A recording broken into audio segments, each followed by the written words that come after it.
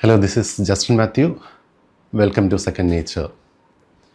So in our previous video, I have discussed how to take notes while reading a book, especially for literature review requirements. Basically, we are trying to understand how to make knowledge your own. I believe, as a logical continuation from there, in this video, we can discuss how to take notes while attending your lectures or when you go for a seminar. How to take notes and how to make notes after attending a lecture or a seminar. So first let me tell you a format. Note-taking and note-making has a format. That means after attending a lecture, you should have a kind of structured outline to take home. How to achieve that? First thing we need to remember that attending class or attending a lecture or seminar is not a passive exercise. We need to be physically active. That means we need to write. I would argue, a classroom should be metabolic. Lecture should be metabolic. That means when you attend lecture, you may not be able to ask questions always, but you can think. Thinking means writing. So what is the format you need to achieve? Number one, every lecture, every seminar that you attend should have a title or a name. That means you should have a clarity on what is the topic. This is something you need to prepare in advance. Suppose if you go and attend a seminar. Then second element that you require are subheadings. Subheadings are required to divide the main themes. Try to have as many subheadings as possible to bring clarity. Then we require,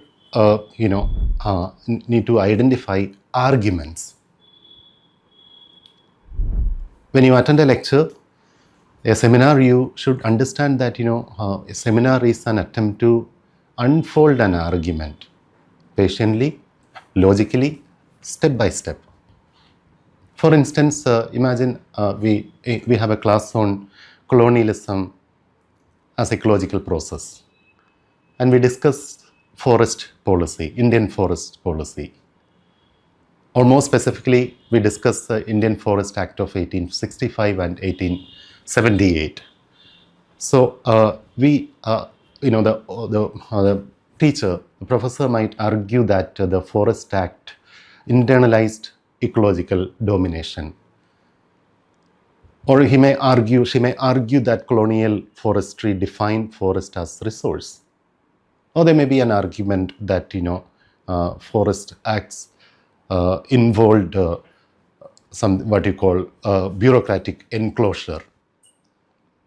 Or there are historians to argue that forest acts supported imperial bureaucratic infrastructure development. So our task is to identify, while attending a lecture, we need to identify this and write it down. Then we need to identify the major points a lecture or a seminar provides you. That means, what are the major points? They are the key categories and explanations, also dates and figures. Come to the first one. What do I mean by key categories? Key categories means, suppose if I deliver a lecture on colonialism and ecological process, you may come across terms like colonialism or territorialization of nature, resource extraction or commodification, displacement, ecological knowledge, ecological imperialism, rule of property, conservation and subaltern resistance. So all these terms may be referred while a lecture is going on. Take them down. So what I'm trying to tell you here that, don't write down everything that a speaker delivers. So instead of that, identify points, identify explanations and dates and figures. And to avoid the problem of writing down everything, along with points, you need to identify keywords. What are the keywords? When you attend, for instance, a lecture on ecological imperialism or colonialism and ecological transformation, so you may come across terms like ecological imperialism, environmental governance, colonialism and colonial environmentalism, or state sovereignty over nature, or legal enclosure, or rule of property. These are key terms. Write them down. And also remember, while attending lecture, I repeat, do not write down everything. Make brief notes. That is outline and arguments of the lecture. So remember, taking notes is largely about summarizing. Summarizing is a skill that we always need to perfect. In future, you will give entrance exams. Let it be civil service, let it be other kind of entrance exam. What we require there is a skill to, precisely write, summarize. So nobody can teach you that, but you can learn yourself how to summarize while attending a lecture. So, and while attending lecture, have a lot of margin to write down questions. Write down questions, then answer those questions later by reading articles or monographs, books and all. And always remember, when you take notes, always prefer visual notes. Visual notes are always help you to have your idea, illustrate your idea, mental map, engage in making outlines or diagrams that help you to map your understanding. And later you can fill those gaps, right?